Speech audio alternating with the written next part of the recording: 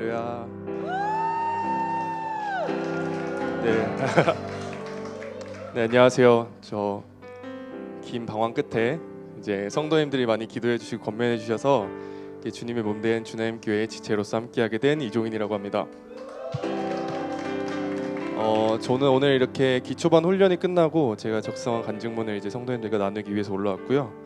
은혜 가운데 기초반 훈련을 잘 마치게 하시고 훈련 기간 가운데 놀라운 역사로 함께해 주신 하나님께 감사드리며 시작하겠습니다.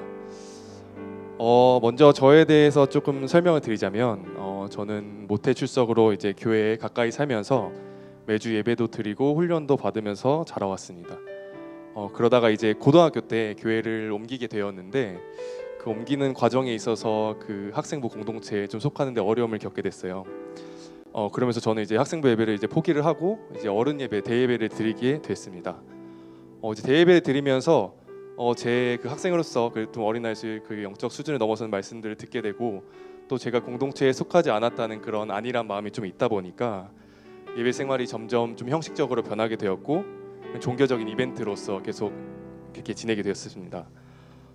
매주 교회는 간다고 하지만 예배는 그냥 기독교인으로서 그냥 한 주의 마지막에 드리는 한 주에 그냥 한 번씩 드리는 죄책감을 덜기 위한 그냥 퀘스트 같은 느낌이 되었고 예배의 우선순위마저도 그냥 제가 여행이나 개인적인 일정에 밀려서 그냥 저녁 예배 드리면 되지 뭐 예배 시간 놓치게 되면 그냥 말씀 한번 듣고 그냥 자면 되지 하는 정도의 생각으로 지내왔었습니다.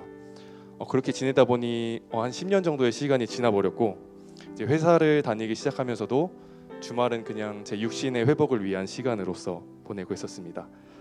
우리 가족들은 이제 몇 년 동안 이제 기도로서 주나임 교회에서 제 신앙을 많이 회복하길 원하셨는데 저는 그냥 서울에 있는 집 가까이에 있는 큰 교회 청년부에 다니면서 제 믿음 키워보겠습니다 하면서 이렇게 좀 회피를 해왔던 것 같아요.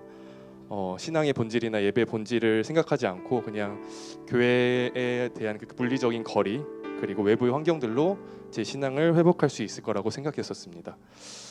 그리고 저는 개인적으로 작년에 굉장히 힘든 시간을 보냈었는데요.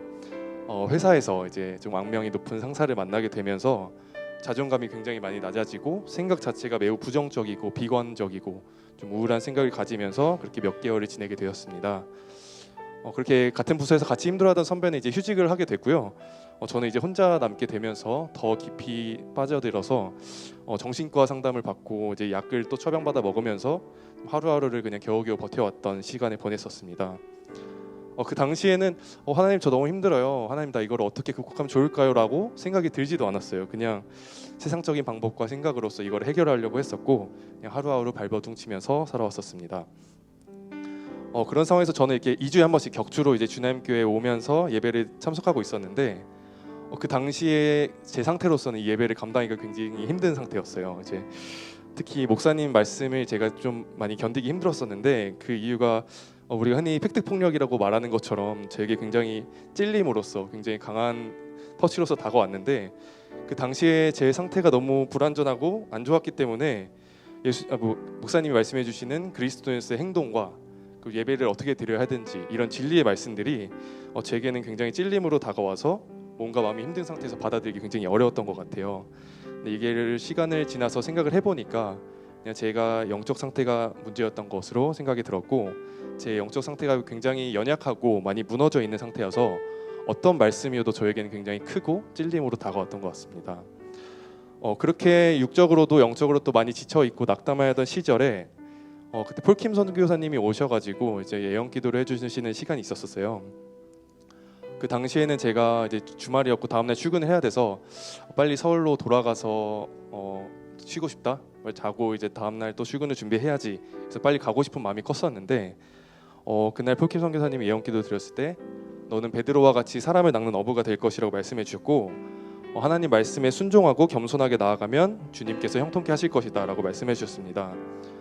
저는 그때 예언 기도를 처음 받고 좀 익숙지 않은 상태여서 이 기도를 내가 어떻게 받아낼 수 있을까 하는 걱정으로 이제 저 방에 들어갔었는데 놀랍게도 그 기도가 아멘으로 믿어지게 되었고 그렇게 이끄실 하나님을 확신하게 되어서 눈물이 그 당시에 고이고 좀 마음의 평화를 많이 얻었던 시간이었습니다. 그래서 집에 돌아와서 그 말씀을 다시 한번 들으면서 묵상을 하게 되었는데 그때 특히 순종에 대해서 생각하게 되었어요. 그때 말씀해 주셨던 게 말씀하시되 나를 따라오라 내가 너희를 사람이 낚는 어부가 되게 하리라 하시니 그들이 곧 그물을 버려두고 예수를 따르니라. 그들이 곧 그물을 버려두고 예수를 따르니라. 네, 여기서 저는 곧이라는 단어가 굉장히 마음에 와닿았어요. 주님, 제가 이것만 하고 할게요. 제가 조금 더 괜찮아지면 할게요. 라는 생각보다 지금 바로 하겠습니다. 곧 하겠습니다. 바로 하겠습니다. 라는 마음을 품게 되었습니다.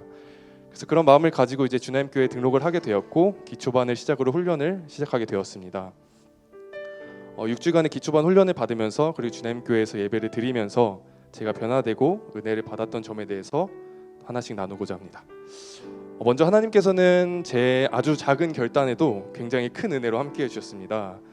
어려서부터 이제 교회를 이제 출석하면서 지속적으로 들어왔던 하나님의 창세 전부터 저를 계획하셔왔던 것, 또 우리를 구원하시기 위해서 예수님이 십자가에 돌아가셨다는 것, 이런 것들은 굉장히 제 귀와 머리에는 익숙했었는데 그렇게 지내왔었는데 이런 훈련과 예배 가운데서 이러한 하나님의 말씀들이 실제적으로 제가 믿어지게 되고 그럼으로써 이 말씀들이 너무 감격스럽고 감사한 마음에 예배 때마다 이제 눈물을 흘리면서 기도를 하면서 나아가게 되었습니다.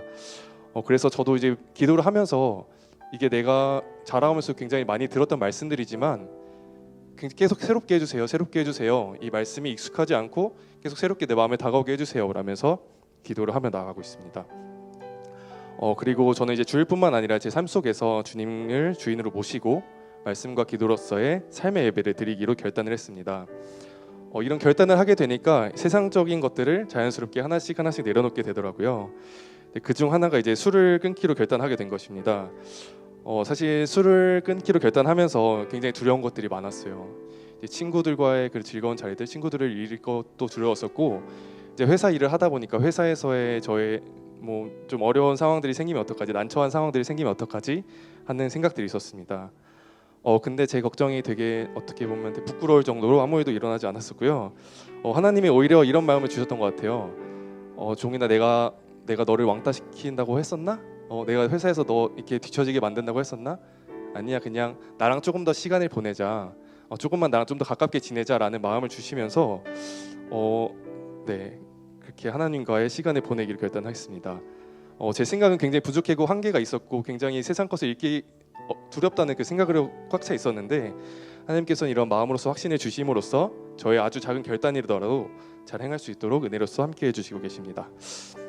그리고 두 번째로 하나님의 은혜는 제 생각과 관점을 바꿔놓으셨습니다. 저는 워낙 생각도 많고 이제 걱정도 많은 스타일이라서 생각이 깊어지기 시작하면 굉장히 부정적으로 많이 흘러가는 편이에요. 그래서 모든 것은 다 부정적으로 흐르고 그래서 뭔가 새로 해야겠다는 결단을 되게 하기 어려운 성격입니다. 하나님께서 이를 좀 단번에 돌파하게 하셨고 제 기본적인 생각 가운데 그냥 평소의 생각 가운데 그냥 하나님은 못하시는 일 없으시고 그냥 하나님이 다 하실 거야 라는 생각으로 되게 가볍게 해주시면서 제 모든 결단들이 다 가능하게 해주셨습니다. 그리고 이는 하나님이 주신 권위에 대한 순종으로도 이끌게 하셨고 하나님께 더 가까이 가기 위한 더 큰 결단을 할 수 있는 밑바탕이 되었습니다. 이제 기초반을 이제 끝나게 됐었는데 이제 끝난지 기초반 중이었나 끝나기 얼마 안 됐나는 잘 기억이 안 나는데 목사님이 이제 전화를 해주셔가지고 이제 중건이라는 형제가 올 테니 중건이 형제를 데리고 기초반을 진행하라고 이제 말씀을 해주셨어요.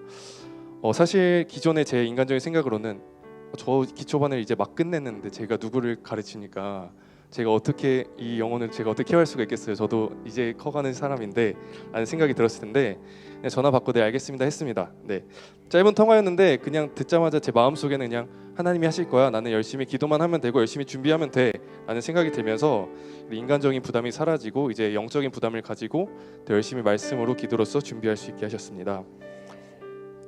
그리고 마지막 제가 경험한 변화 중에 큰 하나는 예배 시간에 자유함이 생겼다는 것입니다. 사실 가족들에게도 말은 했지만 그동안 주님교회를 등록하기를 되게 주저했던 이유 중 하나가 가족들이랑 같이 예배를 드려야 된다는 그런 부담이 있었어요.